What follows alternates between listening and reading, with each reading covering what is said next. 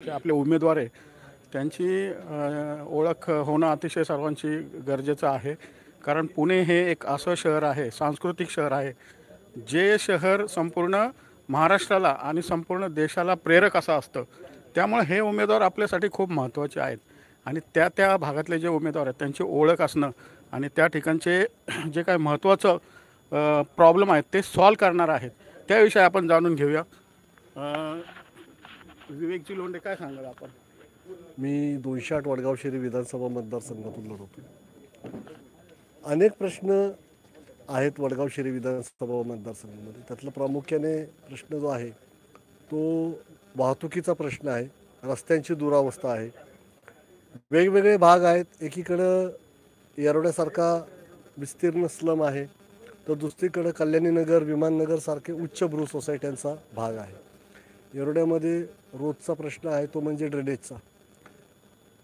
अनेक वर्ष प्रयत्न करूनही तो ड्रेनेज लाईनचा प्रश्न काही सुटलेला नाही आणि आम्ही नागरिकांना, मतदारांना आश्वासित करू इच्छितो की आम्ही सत्तेत आल्यानंतर 100% तो ड्रेनेजचा प्रश्न, ड्रेनेजच्या त्या विरोधामध्ये वंचित घटकातून मी एक मोठं आव्हान निर्माण केलेलं आहे. मग ते काँग्रेस असेल, BJP असेल, यांना कोणी आव्हान देणारं आत्तापर्यंत तिथं नव्हतं.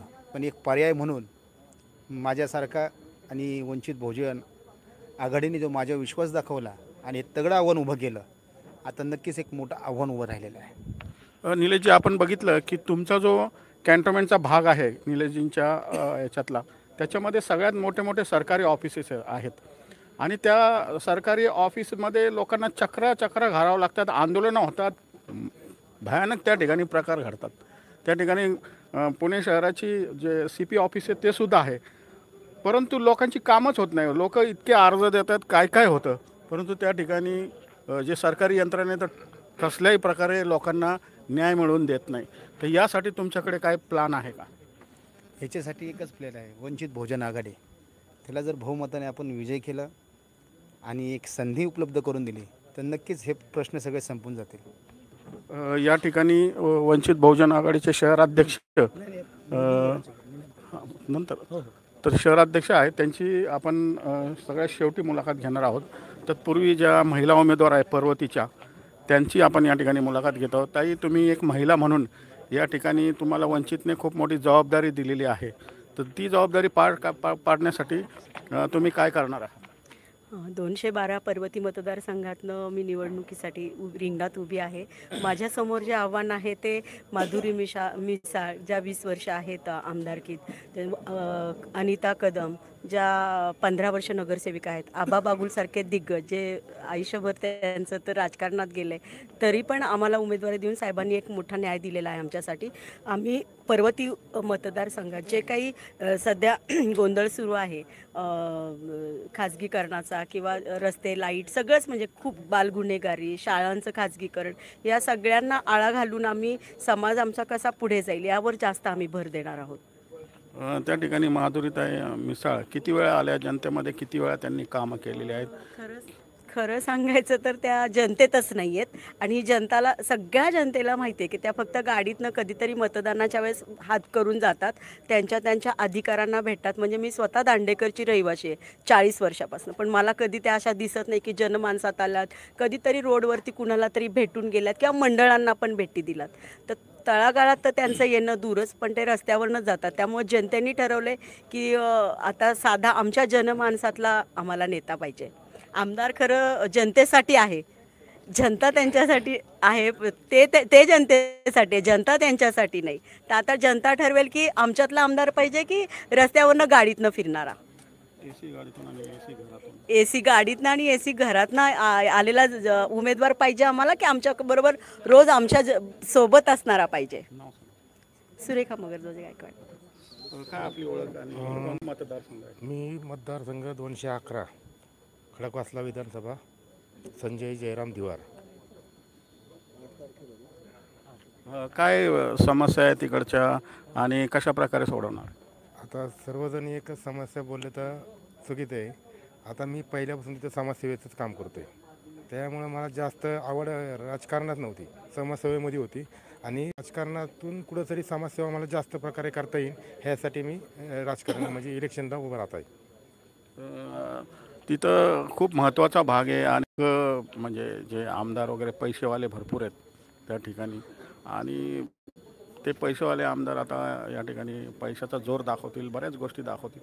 तर त्याला तुम्ही कसं फेस करा? आता सध्या तरी वंचित बहुजन आघाडीचं वातावरण तिथं निर्मिती आहे आणि सर्व मला तरी वाटतं की बाबा तिथं समाज भरपूर आहे आपला, म्हणजे जो SC OBC ST हा समाज जो आहे ते भरपूर प्रमाणात आहे.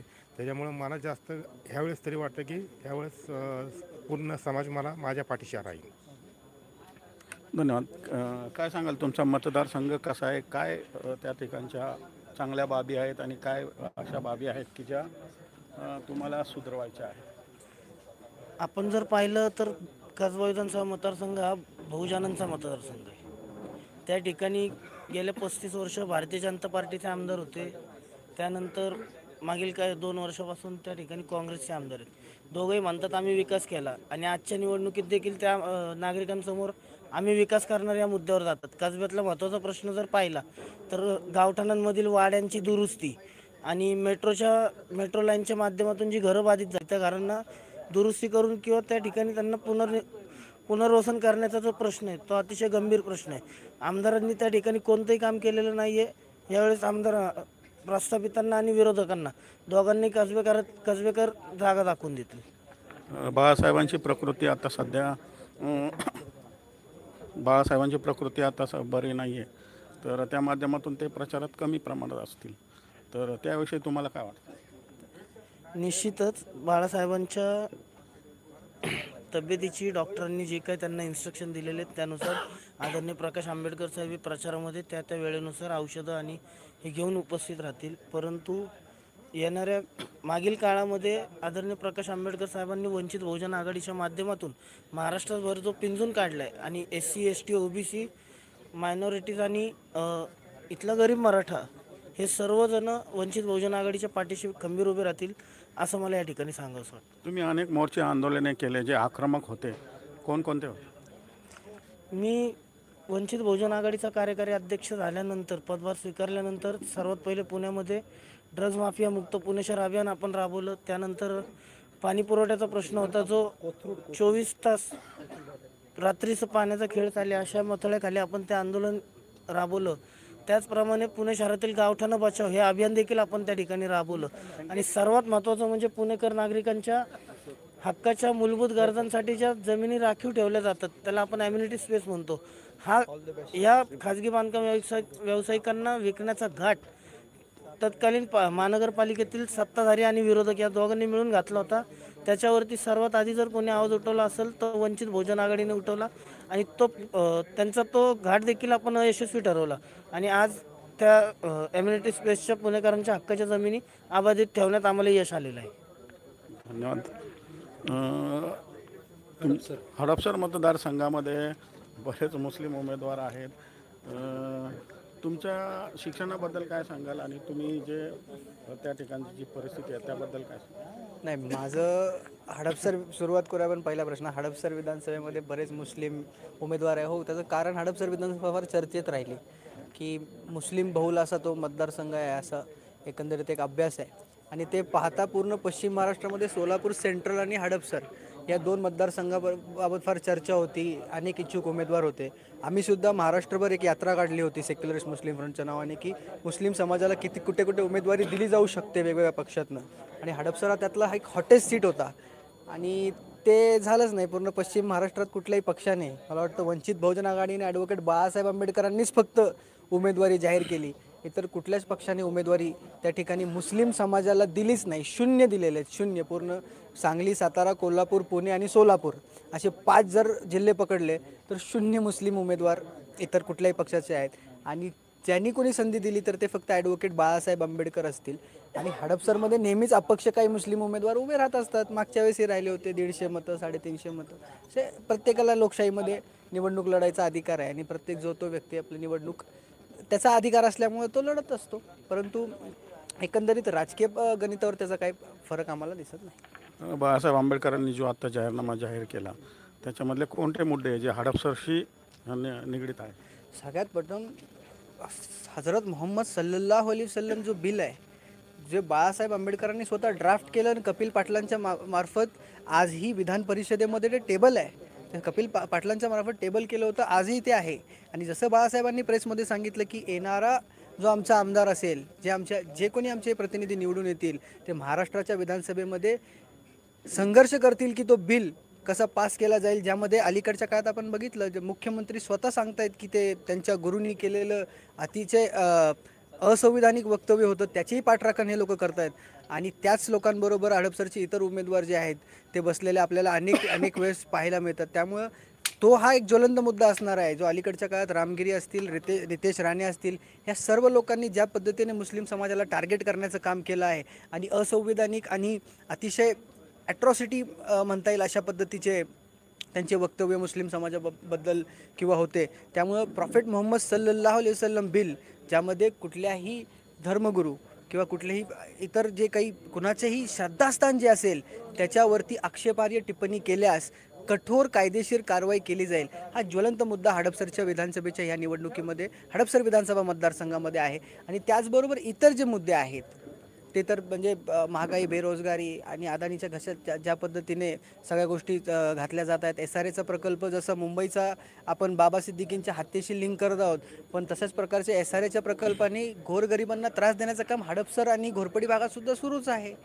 त्यामुळं हे सगळे जे मुद्दे आहेत आणि ह्या सगळ्या मुद्द्यांना ज्या पद्धतीने वंचित बहुजन आघाडी ह्या सर्व प्रश्नांना उत्तर देणारा एकमेव पक्ष आहे, अशा परिस्थितीमध्ये हडपसरची जनतेने वंचित बहुजन आघाडी आणि मला ज्या पद्धतीने आतापर्यंत साथ दिलेली आहे ते पाहता आम्ही 23 तारखेला आमचा गुलाल तयार आहे. काय सांगाल तुमच्या मतदारसंघामध्ये कशी परिस्थिती आहे आणि तुम्ही त्या परिस्थितीला कसे सामोरे जाणार आहात? नमस्कार, मी परेश शंकरराव शिरसंगे. वंचित बहुजन आघाडी आणि आदरणीय बाळासाहेब आंबेडकर यांच्या कृपेने, आशीर्वादाने मला 209 छत्रपती शिवाजीनगर विधानसभा मतदारसंघामधून सगळ्यात कमी वयाचा उमेदवार म्हणून घोषित झालेलो आहे. राहिला प्रश्न तुम्ही आता विचारले की शिवाजीनगर मतदारसंघामध्ये काय प्रश्न आहेत. एकंदरीत तुम्ही पुणे शहरात सगळीकडे बघताल तर एकीकडे तुम्हाला प्रत्येक मतदारसंघात हे दिसते की एक अशी उच्चाभ्रू सोसायटी आहे आणि तिथे एकदम तळागाळात म्हणजे मोठ्या मोठ्या झोपडपट्ट्या आहेत. म्हणजे वडरवाडी असेल, परत आपलं जनवाडी असेल, कस्तुरबा वसाहत असेल, अशा पाटील इस्टेट असेल, असे भरपूर म्हणजे डायरेक्ट तुम्हाला असं म्हणजे फरकच दिसतो की कुठे एकदम अतिउच्च आबरू त्यांचे प्रश्नच वेगळे आहेत आणि जे ग्राउंडला स्लममध्ये राहतात त्यांचे प्रश्नच वेगळे आहेत. आणि ह्या गोष्टीमध्ये इकडचे जे स्थानिक आमदार आहेत ते त्या वस्ती भागातले स्लमच्या लोकांचे जे प्रश्न आहेत ते कन्सर्न करून घ्यायलाच कमी पडतात आहेत. ते कंडक्टच करत नाही आहेत त्या विषयाला. त्यांचं एक इंटरव्ह्यू आहे, तुम्ही पाहिलं तर तुम्हाला लक्षात येईल. त्यांचं म्हणणं आहे की वस्ती भागातल्या लोकांना जोपर्यंत SRA वगैरे होत नाही, प्रत्येकाच्या घरात टॉयलेट्स येत नाहीत, तोपर्यंत फक्त सार्वजनिक शौचालय, पाण्याचं प्रेशर आणि ड्रेनेज लाईन एवढं दिलं तरी इनफ आहे. म्हणजे एखादा प्रतिनिधी जो विधानसभेमध्ये ते आपलं इकडच्या जनतेचं प्रश्न मांडत असतो तो इतका कसा असंवेदनशील असावा. त्याचं म्हणणं आहे सार्वजनिक शौचालय दिलं, पाणी दिलं आणि ड्रेनेज लाईन दिलं, पुरेसं आहे. म्हणजे ह्या लोकांच्या तुम्ही काय म्हणताय, राहणीमान उंचावण्यासाठी काही प्रयत्न करणार आहात का नाही?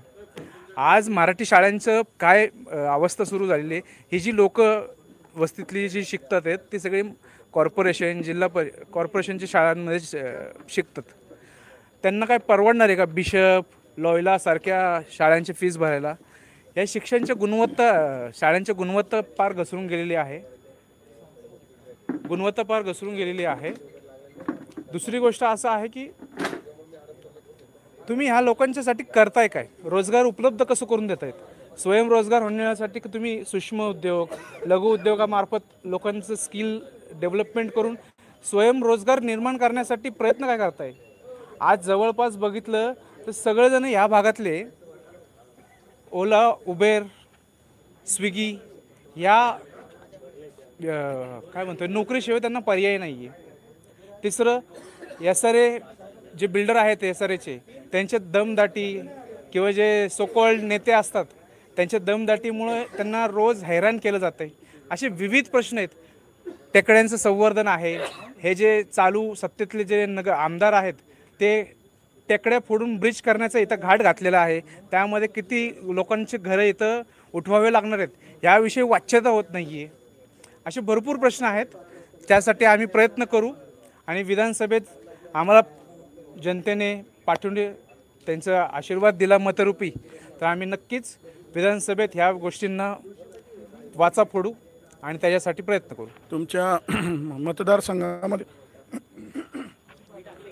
तुमच्या मतदारसंघामध्ये अनेक शाळा आहेत, कॉलेजेस आहेत, चांगले चांगले मोठमोठे कॉलेजेस आहेत आणि तुमच्या मतदारसंघामध्ये पुणे विद्यापीठ आहे. तर या ठिकाणचे जे शिक्षणाचे समस्या आहे त्या म्हणजे जे शिक्षण आहे ते कशा प्रकारे त्या म्हणजे गोरगरिबांना शिक्षण मिळवून देण्यासाठी तुमचं काय आमचं तेच धोरण आहे की गोरगरिबांना शिक्षण कसं मोफत होईल. उच्च शिक्षण मुलींसाठी मोफत करण्यात आले. आमची मागणी आहे की सर्वांसाठी उच्च शिक्षण मोफत करण्यात आलं पाहिजे. दुसरी गोष्ट आम्ही जर सत्तेत येऊ आम्हाला जर निवडून आणलं जाईल तर आम्ही MPSC UPSCचे प्रशिक्षण शिबिरं राबवू, केंद्र उभे करू. MPSC UPSC झालं, सैन्य भरती पोलीस भरतीचे प्रशिक्षण केंद्र उभं करू.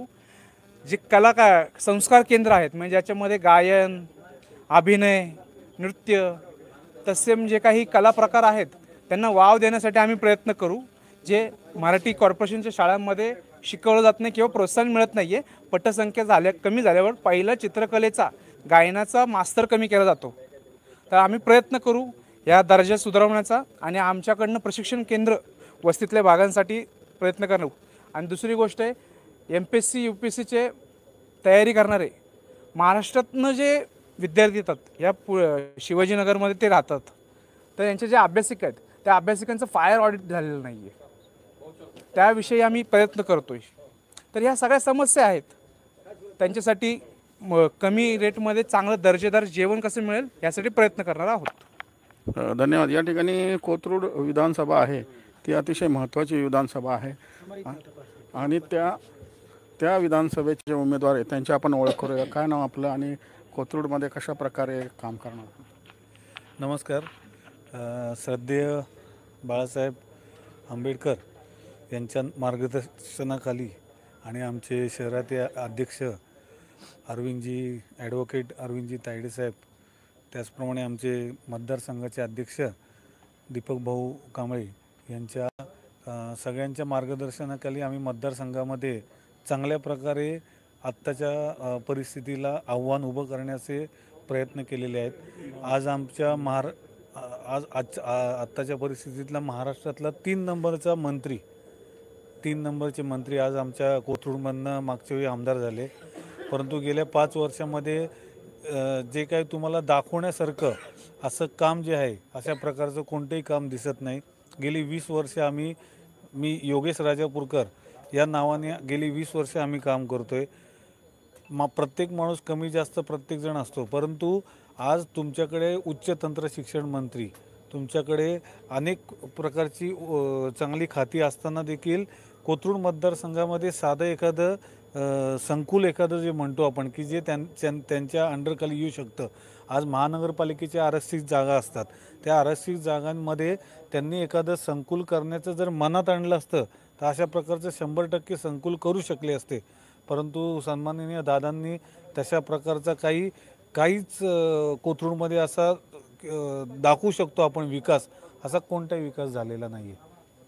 कोथरूड ही विधानसभा संपूर्ण महाराष्ट्रामध्ये एक सुजलाम सुफलाम आणि उच्चभ्रू अशा ठिकाणी दादांनी अजून काय कमी राहिले की त्या ठिकाणी काय करणार आहे म्हणजे अशी त्या ठिकाणची परिस्थिती आहे. अशा मोठमोठ्या सोसायट्या, सगळे शिकलेले, पैसेवाले आणि उच्चवर्णीय पण आहेत सगळे.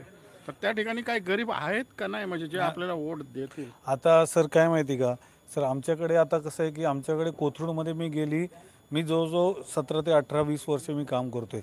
त्याच्यामधली गेली 5 वर्षामध्ये आम्ही गृहनिर्माण संस्थांचा मेळावा की ज्याच्यामध्ये आपण निबंधक असू देत, आपण उपनिबंधक असू देत, या सगळ्यांना आपण घेऊन वेगवेगळे मेळावे घेतोय. त्या माध्यमातून जे आपल्या रिडेव्हलपमेंटचे जे विषय आहेत, आमच्याकडे कोथरूडमध्ये मेजर जो विषय तो रिडेव्हलपमेंट. त्या रिडेव्हलपमेंटमध्ये जे आपल्याकडे कन्व्हेन्स डीड असतं, सेल डीड असतं, अपार्टमेंट डीड असतं, अशा प्रत्येक सोसायटीच्या वेगवेगळ्या विषयामध्ये आता आपल्याकडे मेट्रोचा आमच्याकडे 4 TOD झोन असतो, ट्रान्झिट ओरिएंटेड डेव्हलपमेंट. तर ह्या TOD झोनच्या अंडरखाली 4 FSI मिळतो. 4 FSI मिळाल्यानंतर त्या बिल्डिंग ती तेवढी तिथं मोठी झाल्यानंतर तुमची रस्ता, लाईट, पाणी या सगळ्या महानगरपालिकेच्या सगळ्या या व्यवस्थेवरती 100% ताण येऊ शकतो. मग हा ताण आल्यानंतर तिथूनची काय तुम्ही डेव्हलपमेंट करणार आणि ह्या सगळ्या गोष्टीला कुठंतरी नियोजनबद्ध विकास होणं खूप गरजेचं आहे. आणि ह्या सगळ्या गोष्टीकडे कुठंतरी तिथूनच्या त्या भागातल्या लोकप्रतिनिधींनी लक्ष देणं खूप गरजेचं आहे.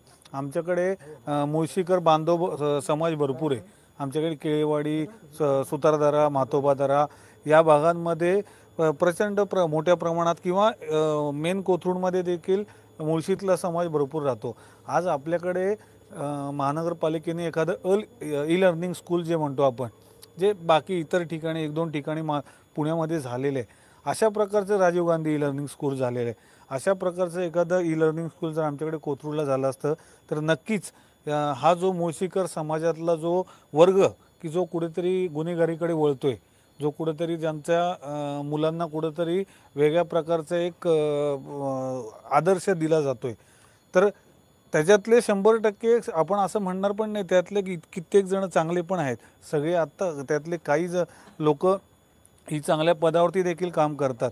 परंतु काय होतं की लहान मुलांना किंवा तिथूनच्या काही युवा पिढीला कुठेतरी अशा प्रकारचं एक क्रेज म्हणतो आपण, या क्रेजमुळे तिथं निर्माण होणारी जी व्यवस्था असू दे किंवा वेगवेगळ्या प्रकारच्या अशा वातावरणामुळे मुलांवरती जो परिणाम होतो किंवा तो मुलगा एखादा त्या परिस्थितीकडे ओढला जातो.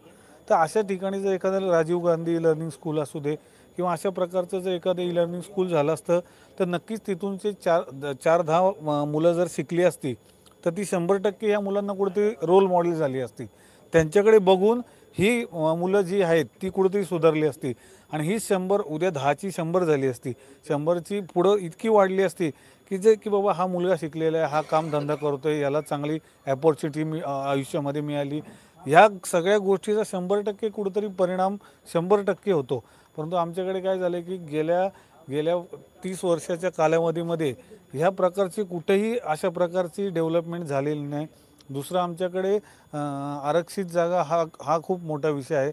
आमच्याकडे बागा तसा बघितलं तर कोथरूडचा नियोजनबद्ध विकास 100% झालेला आहे. परंतु तो नियोजनबद्ध झालेला असताना मैदानं असू देत किंवा जी आपले जो कोथरूड हे आपल्या पुण्याचा पश्चिम दरवाजा समजला जातो, तर या पश्चिम दरवाजाच्या या ठिकाणी जो सगळा सुशिक्षित समाज राहतो, हे कुठंतरी आपलं जी निसर्गाने दिलेली आपली जी निसर्गाचे फुफ्फुस आहेत की ज्याच्यामधनं ह्या सगळ्या बागा, टेकड्या ह्या सगळ्या टिकल्या पाहिजेत. या टिकल्या तरच ह्याच्यातनं काहीतरी होऊ शकतं. मेजर आमच्याकडे ULCचे विषय आहेत. असे अनेक विषय जे आहेत की जे वर्षानुवर्ष ते तसेच कितपत पडलेले आहेत. कित्येक ठिकाणी सोसायट्यांची रिडेव्हलपमेंट पण झालेली नाही आहे, मग ती पण कुठेतरी होणं गरजेचं आहे. खूप धन्यवाद, खूप खूप शुभेच्छा. तर आपण बघितलं की पुण्यामधले जे शिलेदार आहेत त्यांच्याकडे कशा प्रकारची समस्या आहे आणि काय समस्या आहे. पुन्हा एकदा सांगू इच्छितो की पुणे हे शिक्षणाचं माहेरघर आहे. छत्रपती शिवाजी महाराज, डॉक्टर बाबासाहेब आंबेडकर, महात्मा फुले, शाहू महाराज यांच्या ही कर्मभूमी आहे. आणि ह्या पुण्याचा पॅटर्न म्हणजे पुण्याचं जी संस्कृती आहे, पुण्यामध्ये जे काय घडतं ते संपूर्ण महाराष्ट्रालाच नाही संपूर्ण देशाला त्याच्यावर एक लक्ष असतं. आणि तशा प्रकारे पुण्यामध्ये, महाराष्ट्रामध्ये आणि देशामध्ये कार्य होत असतात. या ठिकाणी हे जे शिलेदार बघितले आत्ता आपण, तर त्या शिलेदाराचे जे नायक आहेत, जे सेनापती आहेत, ते आहेत ॲडव्होकेट अरविंदजी तायडे. ते आत्ता शहराध्यक्ष झालेले आहेत, परंतु गेले अनेक वर्ष ते या वंचित बहुजन आघाडीमध्ये कार्यरत आहे, महासचिव म्हणून कार्य करत होते. आपण त्यांच्याकडनं जाणून घेऊया की या शिलेदाराबद्दल आणि पुण्यामध्ये कशी लढत असणार आहे. तत्पूर्वी मी तुम्हाला सगळ्यांना विनंती करतो की कृपया हा व्हिडिओ जास्तीत जास्त शेअर करा. आपण जसं बघितलं की हे जे उमेदवार आहेत पाठबळाने कमी आहेत, म्हणजे पैसे असतील किंवा त्यांच्याकडे जी व्यवस्था असेल त्याची कमतरता असते. त्या अनुषंगाने हे उमेदवार आहे हे प्रत्येक घरात पुण्यामध्ये प्रत्येक मतदारापर्यंत महाराष्ट्रामध्ये पोहोचले पाहिजे, जेणेकरून या उमेदवारांना न्याय देता येईल, मतदारांना न्याय देता येईल, लोकशाही टिकवता येईल. आणि आमचं जे चॅनल आहे सम्यक क्रांती चॅनल, त्याचे व्हिडिओ जास्तीत जास्त शेअर करा. कमेंटमध्ये आपले नक्की विचार मांडा, कारण आपल्या एका कमेंटमुळे खूप मोठा बदल घडू शकतो. तसेच चॅनलला 100-50 असं आर्थिक सहकार्य नक्की करा अशी मी आपल्याला विनंती करेन. आणि जे अरविंदजी तायडे आहेत, ॲडव्होकेट अरविंदजी तायडे, त्यांचे या ठिकाणी आपण विचार ऐकूयात. वंचित बहुजन आघाडी पुणे शहराच्या 8ही अधिकृत उमेदवारांनी आता या ठिकाणी मुलाखत दिलेली आहे. पुणे शहरातील 8ही उमेदवार अत्यंत तगडं आव्हान आम्ही या प्रस्थापितांच्या समोर तयार केलेलं आहे. ही जी लढाई आहे ही प्रस्थापितांविरुद्ध विस्थापित अशी ही लढाई आहे आणि धनशक्ती विरुद्ध जनशक्तीची ही लढाई आहे. आमचे सगळे 8ही उमेदवार जनतेतून आलेले आहेत. जनतेने ज्या पद्धतीने ही निवडणूक आता पुणे शहरातील निवडणूक हातात घेतलेली आहे, कारण या पुणे शहरातील विद्यमान आमदारांना आणि महायुती असेल किंवा महाविकास आघाडी असेल, या सगळ्या उमेदवारांना पुण्यातील जनता अत्यंत कंटाळलेली आहे. कारण हे उमेदवार सत्तेतून पैसा आणि पैशातून सत्ता याच समीकरणावरती ही निवडणुका लढल्या जातात.